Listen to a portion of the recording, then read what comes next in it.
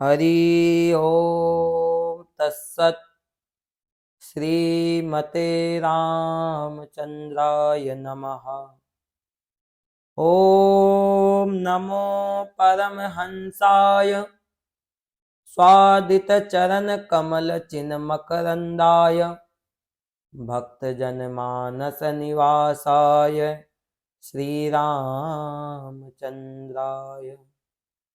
वाञ्छाकल्पतरुभ्यश्च कृपा सिन्धुभ्य एव च पतितानां पावनभ्यो वैष्णवभ्यो नमो नमः। सीतानाथ समारंभां श्रीरामानन्दाय मध्यमान् अस्मदाचार्यपर्यन्तां वन्दे गुरुपरम्पराम्।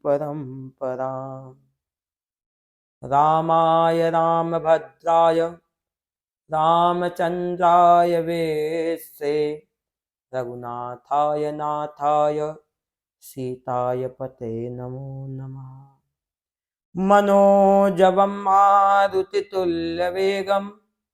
जितेन्द्रियं बुद्धिमतां वरिष्ठं वातात्मजं वानरयूथमुख्यं श्रीरामदूतं शरणं प्रपद्ये।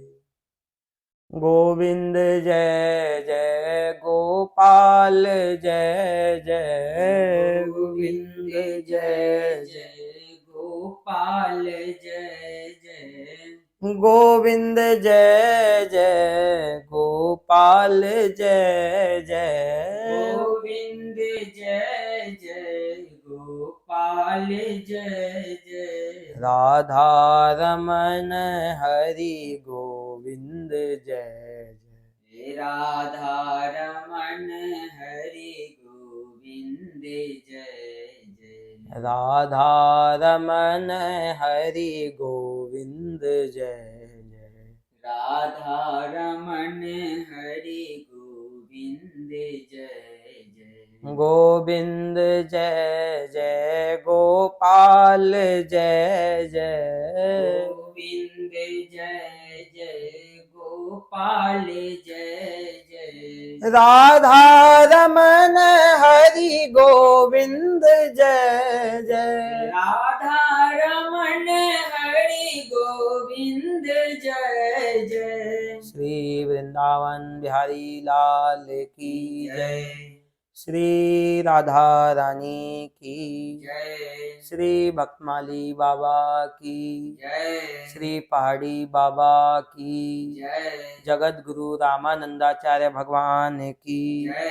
श्री मलुकदास जी महाराज की जय। अष्ट सखान की जय। अष्ट सखियन की जय। श्री विनोद बाबा महाराज की जय। श्री प्रेमानंद बाबा महाराज की जय। सब संतन की जय। बरसाना धाम की जय। श्री पंडित बाबा महाराज की जय। गिरधारण की जय। गोवर्धन नाथ की जय। गैवर वन की जय। साकरी खोर की जय। सद्गुरुदेव भगवान की जय। जय जय श्री राधे जय जय श्री राधे जय जय श्री सीताराम। हर हर महादेव। हरि शरणम। पांचाकल्पतरु भक्तवत्सल श्रीनाथ और सद्गुरुदेव भगवान की अहेतु की कृपा से आज हम सब मानव जीवन का सर्वश्रेष्ठ साधन सत्संग राधा सप्तशती के माध्यम से श्रवण करेंगे। श्री राधा सप्तशती बंधुओं बागी शास्त्री जी का ग्रंथ है। इस ग्रंथ में ब्रज की महिमा, बरसाने की महिमा और ब्रज में किस भाव से श्री जी के महल में प्रवेश किया जाना चाहिए और वाम भाव यानी कि सखियों की उपासना के बारे में इस ग्रंथ में चर्चा की गई है।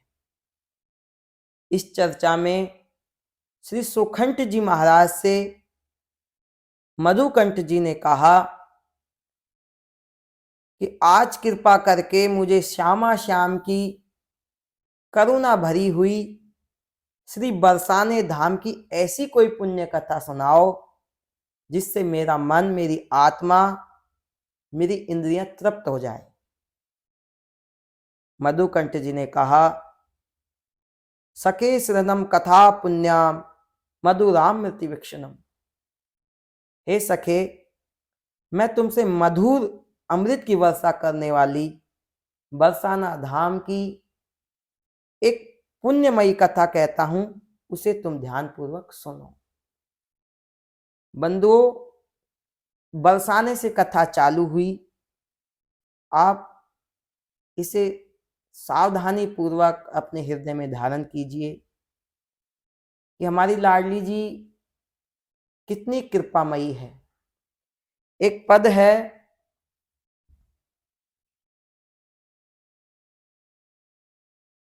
अली किशोरी जी का, तुम बिन, अली किशोरी जी कहते हैं, तुम बिन कासो विनय कहूं, श्यामा प्यारी सुनो बिनती, कहा लग विरह सहूं, तुम बिन कासो बिनती कहूं। हे श्यामा, हे लाडली जू, तुम बिन मैं किससे अपने मन की बात कहूं। श्यामा प्यारी सुनो विनती, कहा लग विरह सहूं। अली माधुरी जी का पद है, ऐसो को समरथ जगमाई जाकी शरण। ऐसा इस संसार में मुझे आपके सिवा कोई दिखाई नहीं देता जिसकी मैं शरण करूं। तो उसी प्रकार सुखंठ जी बरसाने की एक लीला बता रहे हैं। श्री गंगा जी के तट पर एक बसंत देव नाम के प्रसिद्ध एक ब्राह्मण रहते थे। उनके निर्मल मन में किसी समय एकाक वृंदावन वास की इच्छा मन में जगी, और वो इच्छा जगी नहीं, तीव्र इच्छा जगी कि कैसे भी मुझे ब्रज भूमि में वृंदावन का वास मिले। उनको बरसाने का वास नहीं, नंद, वैसे तो पूरा 84 कोस ब्रज ही वृंदावन है, लेकिन उनके हृदय में वृंदावन का वास जगा। जब उन्होंने सोचा, उनके हृदय में एक बहुत ज्यादा तीव्र, एक तो बंधुओं हृदय में आग लगती है, एक ज्वाला लगती है। उनके हृदय में एक ज्वाला भड़की वृंदावन वास की। उनके हृदय में वृंदावन वास की ज्वाला भड़की। अब वृंदावन वास की इच्छा बंधुओं उसी के हृदय में जगती है। सो तीव्र स्मृतो विप्रम श्री कृष्ण कीर्थति सुधी विचार माचरतम कस्माद विभूता रुचि। जिसके चित्त में सदैव, जिसका चित्त सदा श्री कृष्ण में चिंतन में लगा रहता है। अब सदा श्री कृष्ण के चिंतन में कैसे लगा रहेगा? आगे कृष्ण, पाछे कृष्ण, इत कृष्ण, उत कृष्ण, दित जित देखूं तित कृष्ण। आगे कृष्ण, बाएं कृष्ण। राधा बाबा के ग्रंथ में है, सांवर सांवर ही आगे है, सांवर ही पीछे है, प्रियतम है अब केवल राधा राधा, हर तत्व असेवित है प्रियतम। जय जय प्रियतम, जय जय प्रियतम, जय जय प्रियतम, जय जय प्रियतम, जय जय प्रियतम, जय जय प्रियतम, जय जय प्रियतम, जय जय प्रियतम, जय जय प्रियतम, जय जय प्रियतम, जय जय प्रियतम, जय जय प्रियतम। जिसका चित्त सदा श्री कृष्ण में के चिंतन में लगा रहेगा, उस वह सुंदर बुद्धि वाला ब्राह्मण अत्यंत विस्मित होकर सोचने लगा कि मुझ में ऐसी इच्छा वृंदावन वास की अकस्मात कैसे प्रकट हो गई।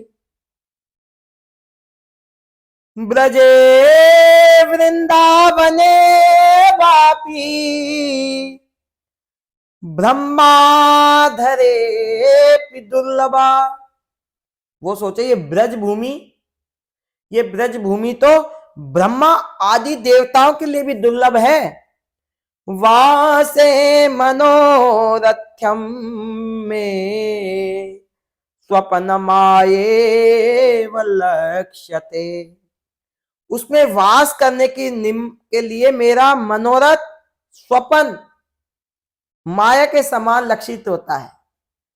कह रहा है कि ये जो वृंदावन भूमि है ये तो ब्रह्मा देवताओं के लिए भी दुर्लभ है, ऋषियों के लिए भी। अब मेरा मन वहां वास करने की इच्छा कर रहा है, ये कोई स्वप्न तो नहीं देख रहा हूं मैं। उसके मन में भावना आई। कोटि जन्म समूथेना पुण्य नापि सुदुर्लभा वृंदाटवी महापुण्या राधा माधव वल्लभा।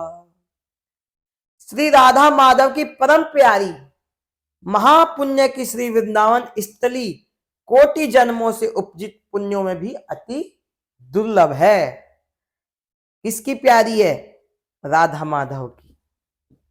जहां देखो बंधुओं, एक पद है केशवदास जी का, अहो धन श्री वृंदावन धाम, अहो धन बोलो श्री वृंदावन धाम, अहो धनी श्री वृंदावन धाम। जहाँ समाज रहत संतन को, जहाँ समाज रहत संतन को, जहाँ समाज रहत संतन को, जहाँ समाज रहत संतन को, गावत हरि को नाम, गावत हरि को नाम, अहो धन श्री वृंदावन धाम, अहो धनी श्री वृंदावन धाम। निस दिन जहाँ निकुंजन कुंजन, निस दिन जहाँ कुंजनी कुंजन, बिहरत श्यामा श्याम,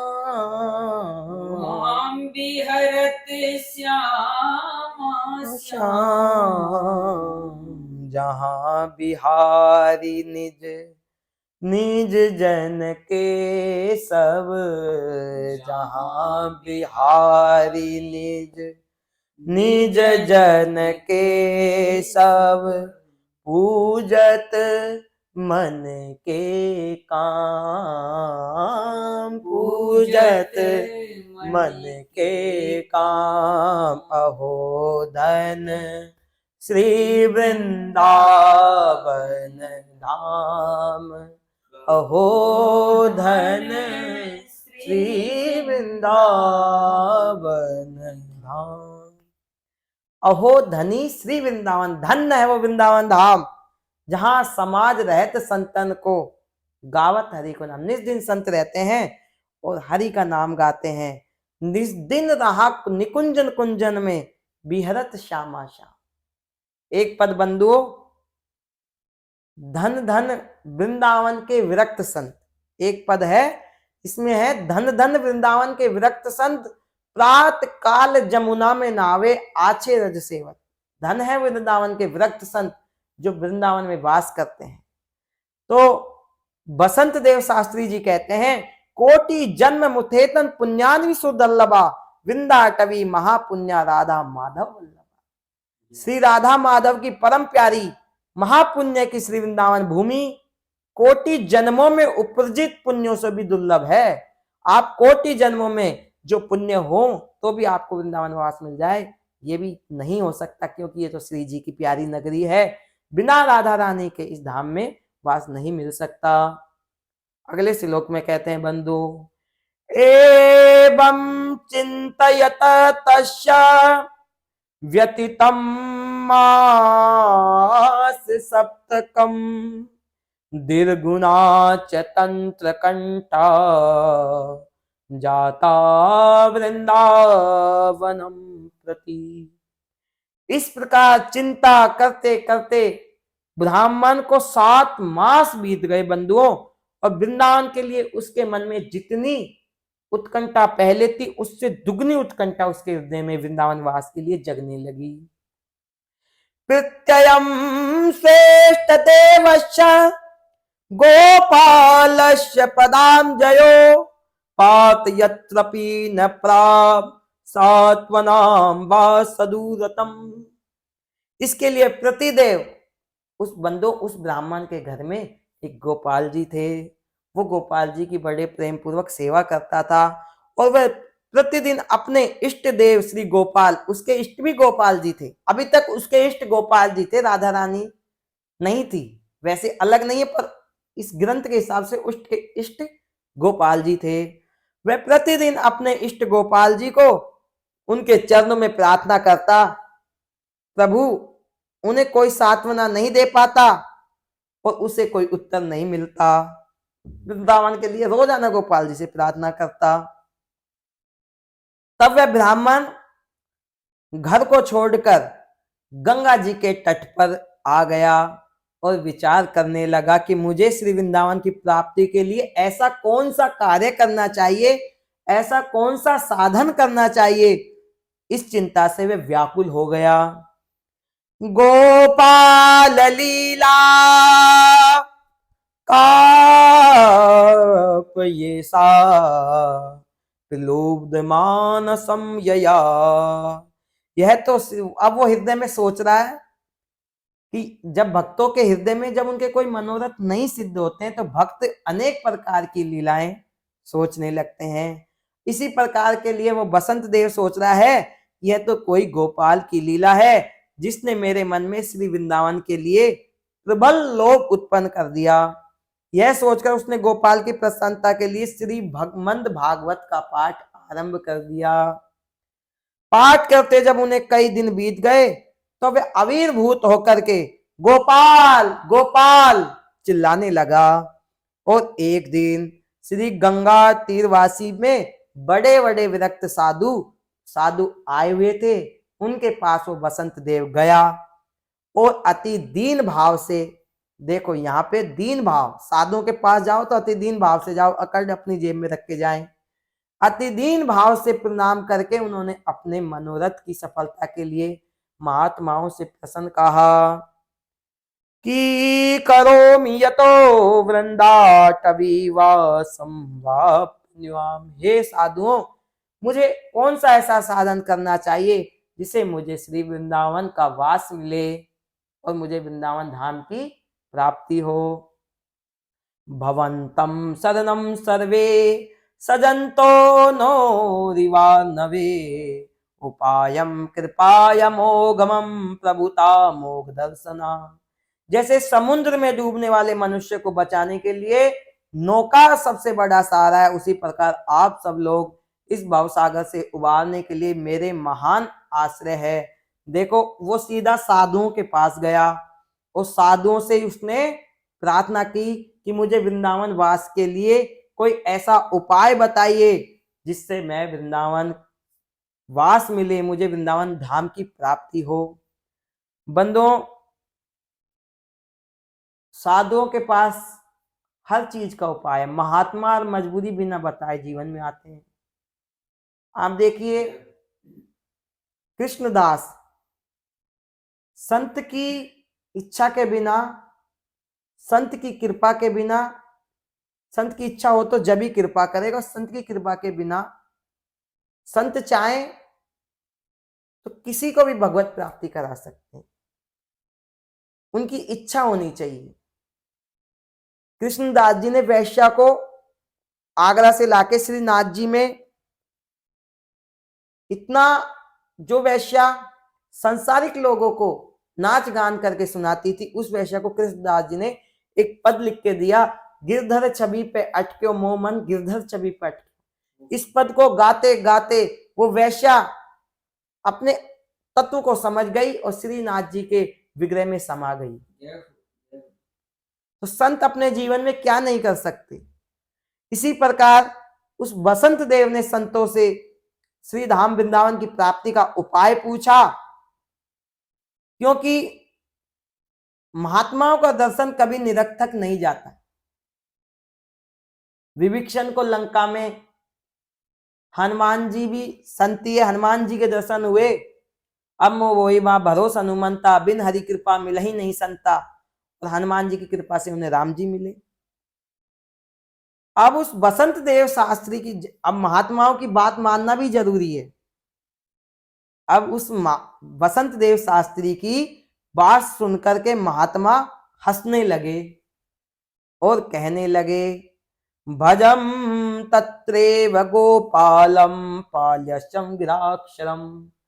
अरे मूर्ख, तू घर में रह करके ही गृहस्थ आश्रम का पालन कर, तू घर में रहकर ही गृहस्थ आश्रम का पालन कर और गोपाल का भजन किया कर और अपने घर में ही श्री वृंदावन की नित्य भावना कर लिया कर। ब्राह्मण को उनकी यह बात कानों में सूल के समान लगी और वह उसको पीड़ा देने लगी और उसे सुनकर वह वहां से जैसे ब्याग के डर से मृग भाग जाता है, उसी प्रकार वो उन संतों से वहां से भाग गया। जय जय श्री राधे श्याम। आज की कथा यहीं संपूर्ण होती है, कल आगे की कथा चर्चा करेंगे। जय जय श्री राधे श्याम। जय सीताराम, जय राधे। श्री राम जय राम जय जय।